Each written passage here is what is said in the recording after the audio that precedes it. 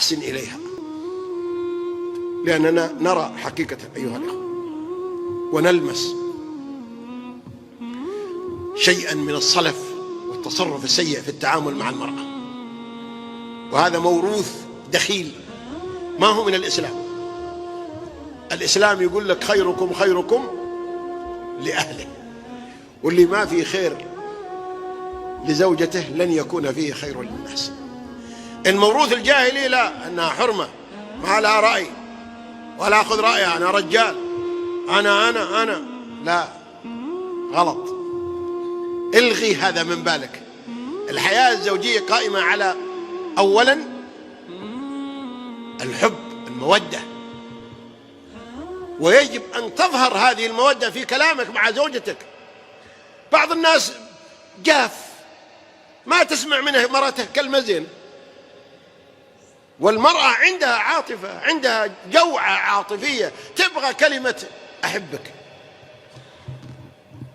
واحد من المدربين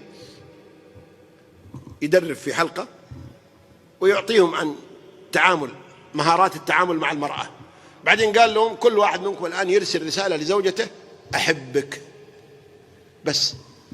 أرسلوا كلهم، بعد شوية إلا والتليفونات تدق وكل مرة تقول نعم إيش بك، عسى خير، عساك ما خبلت. استغربت هذا الكلمة، ليش ما تقول لا أحبك؟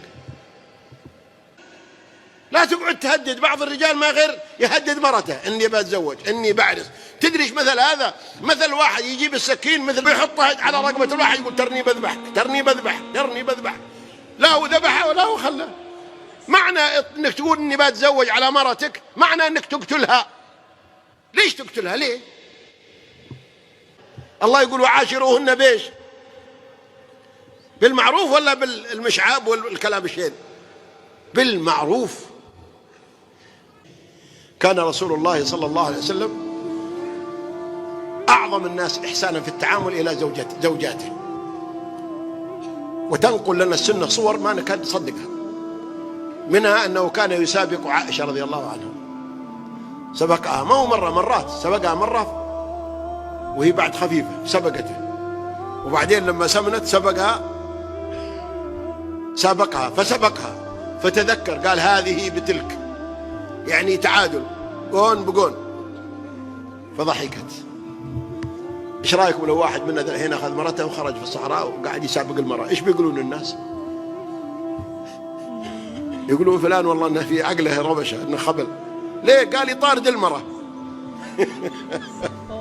لا اله الا الله.